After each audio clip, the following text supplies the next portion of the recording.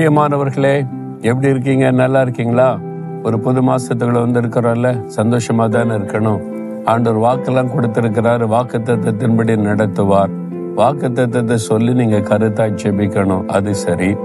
ஆனா இன்றைக்கு நீங்க இருக்க இடம் கடற்கரை மாதிரி தெரியுதுன்னு பாக்குறீங்களா? இது ஒரு ஸ்பெஷலான கடல். உலகத்திலே இப்படி ஒரு கடலை வேற எங்கேயும் பார்க்க முடியாது. அப்படியா? அந்த கடல் எங்க இருக்குன்னு நினைக்கிறீங்களா? இஸ்ரவேல் தேசத்தில் இருக்கிறாரு. இதுக்கு பேர் சவக்கடல் என்று பெயர். சவக்கடல். இந்த சவக்கடல் உலகத்திலேயே தாழ்வான பகுதி. இதுதான் உலகத்திலேயே ரொம்ப தாழ்வான பகுதி. இந்த சவக்கடல் தான். அது மாத்திரம் இல்ல, கடல்னா நிறைய நீர்வாழ் ஜந்துக்கள் இருக்கும்ல. சின்ன மீன், குட்டி மீன்ல இருந்து பெரிய திமிங்கலம் வரைக்கும் விதவிதமான மீன்கள். இதுல ஒரு சின்ன மீனை கூட பார்க்க முடியாது. சின்ன புழு பூச்சி கூட பார்க்க முடியாது. எதுவுமே இதுல வாழ முடியாது. அப்படிப்பட்ட ஒரு கடல் இது. என்னப்பா அப்படி சொல்றீங்கன்னு நினைக்கிறீங்களா? சாதாரண கடல் தண்ணீர்ல உப்பை விட 9 மடங்கு அதிக உப்புத்தன்மை உள்ளது. அது இல்லாம சல்பர், மெக்னீசியம், அது போன்ற நிறைய கனிம வளங்கள் உள்ள ஒரு கடல் இது. அதனால இதுல உயிரினங்கள் வாழவே முடியாது. மனிதர்கள் இதுல இறங்கினா கூட மற்ற கடலை போல நீச்சல் அடிச்சு விளையாடலாம் முடியாது. இதுக்கு இந்த தண்ணியை குடிச்சுட்டா உயிருக்கே கூட ஆபத்து வந்துவிடும். கண்ணுக்குள்ள கூட தண்ணி போயிடக்கூடாதுன்னு சொல்லிதான் ஒரு எக்ஸ்பீரியன்ஸுக்காக இந்த கடல்ல மிதப்பாங்க. அதனுடைய அடர்த்தி அதிகமா இருக்கிறதுனால இடுப்பளவு தண்ணீருக்குள்ள போயிட்டீங்கன்னா உங்க கால் அதை லிஃப்ட் அப் பண்ணும். அப்படியே நீங்கள் மிதக்கலாம் இந்த தண்ணீரில்.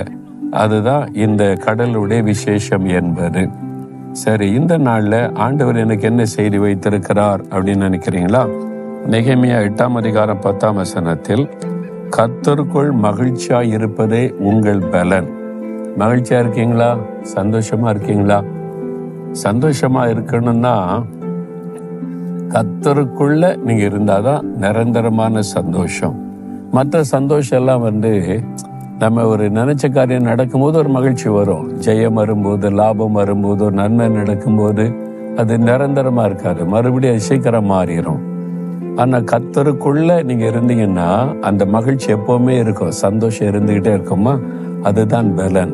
இந்த உலகத்துல வாழ்வதற்கு பலன் வேணும். இன்னைக்கு என்ன பிரச்சனை வரும் உங்களுக்கு தெரியுமா? உங்க வேலையில, படிக்கிற இடத்துல, பிசினஸ்ல, உங்க குடும்பத்துல உங்களுக்கு என்ன பிரச்சனை வரும் தெரியுமா? தெரியாது. நம்ம வாழ்கிற வாழ்க்கையில பிரச்சனை, போராட்டம், நெருக்கம் வரத்தான் செய்யும். நாம அதை தாண்டணும், அதை மேற்கொள்ளணும், அதை ஜெயித்து முன்னேறி போகணும். அதுக்கு ஒரு பலன் வேணும். பலன் இல்லாம எப்படி முடியும்? அப்ப ஆவிக்குரிய பலன் வேணும். சரீரத்துக்கு பலனுக்கு சாப்பிட்றோம்ல, நல்லா சாப்பிட்டு சரீரத்தில் நல்லா திடமா இருங்க. அப்பதானே வியாதி எல்லாம் ஜெயிக்க முடியும். இல்லாட்டினா சின்ன சின்ன வியாதி கூட உங்களை வீழ்த்திடும்னு டாக்டர் சொல்லுவாங்க. அப்ப சரீரம் பலனா இருக்க உணவு சாப்பிடுகிறோம். ஆவிக்குரிய வாழ்க்கை, நமக்குள்ள இருக்கிற ஆவிக்குரிய மனுஷன் தான் உண்மையான மனிதன். இந்த ஸ்பிரிச்சுவல் மேன் அந்த நமக்குள்ள இருப்பாரு. அந்த ஆவிக்குரிய மனிதன் பலனா இருக்கணும். அந்த நீங்க பலனா இருந்தா எத்தனை போராட்டம் வந்தாலும் உங்களை அசைக்க முடியாது. நீங்க எப்பவும் அதை மேற்கொண்டு போய்கொண்டே இருக்கலாம். அதுக்கு தான் ஆண்டவர் சொல்றாரு, கர்த்தருக்குள் மகிழ்ச்சியா இருப்பதா உங்களுடைய பலன். அப்ப கர்த்தருக்குள்ள இருக்கணும், கர்த்தரோட மகிழ்ச்சியா இருக்கணும். அதுதான் உங்களுக்கு ஒரு பலன்.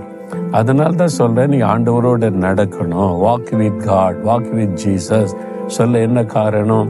நீங்க அனுதினமும் இயேசுவோட நடந்து அவரோட வாழ்ந்தீங்கன்னா இந்த உலக வாழ்க்கையில எத்தனை போராட்டத்தை சுலபமா தாண்டி போக முடியும். அப்ப அவருக்குள்ள எப்பவுமே சந்தோஷமா இருக்கணும்னா அதிகாலையில 1 மணி நேரமாவது முதல் 1 மணி நேரத்தை ஆண்டவருக்கு கொடுங்க. எப்படி நம்ம சாப்பிட்றோமோ, சாப்பிட்றதுக்கு டைம் கொடுக்குறோமோ, அது மாதிரி ஆண்டவருடைய பாத்துல உட்கார்ந்து இந்த வசனம் தான் நம்முடைய ஆவிக்குரிய ஆகாரம். நம்முடைய உள்ளான மனுஷனுக்கு வசனத்தை வாசிக்க வாசிக்க ஒரு பலன் வரும். ஜெபிக்க ஜெபிக்க ஒரு பலன் வரும். கர்த்தருக்குள் ஒரு மகிழ்ச்சி வரும்.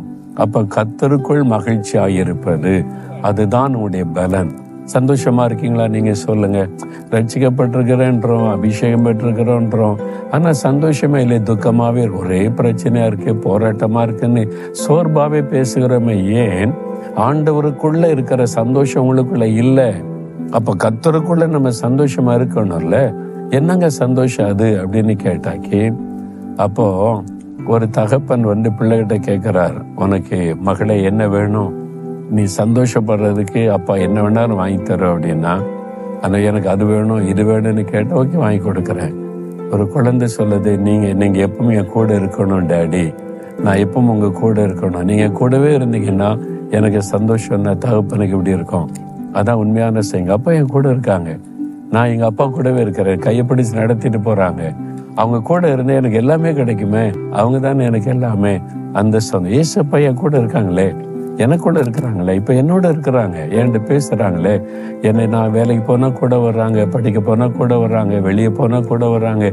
எல்லாத்துலயும் இயேசு கிறிஸ்து எனக்கு தகப்பனா தாயா என் கூடவே இருக்கிறாங்களே. அந்த சந்தோஷம், அந்த களி கூறுதல், அந்த மகிழ்ச்சி உங்களுக்குள்ள இருக்குதான்னு யோசித்து பாருங்க. காலையில இனிமே சந்தோஷமா, ஜீசஸ் நீர் என் கூட இருக்கிறீங்களாப்பா, எனக்கு சந்தோஷம் ஆண்டவரை சொல்லி பார்த்துருங்களா.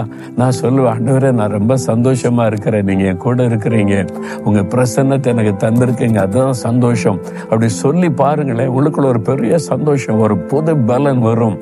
சாத்தான் எத்தனை பெரிய போராட்டத்தை எழுப்பினாலும் பயம் வராது, கலக்கம் வராது, சோர்வு வராது, சந்தோஷமா இருப்பீங்க. அப்ப கர்த்தருக்குள் நீங்க மகிழ்ச்சியா இருப்பதுதான் உங்களுடைய பலன். அப்ப ஆண்டவருக்குள்ள எப்பவும் நீங்க அவரோடு உள்ள கனெக்ஷன்ல கரெக்டா இருங்க.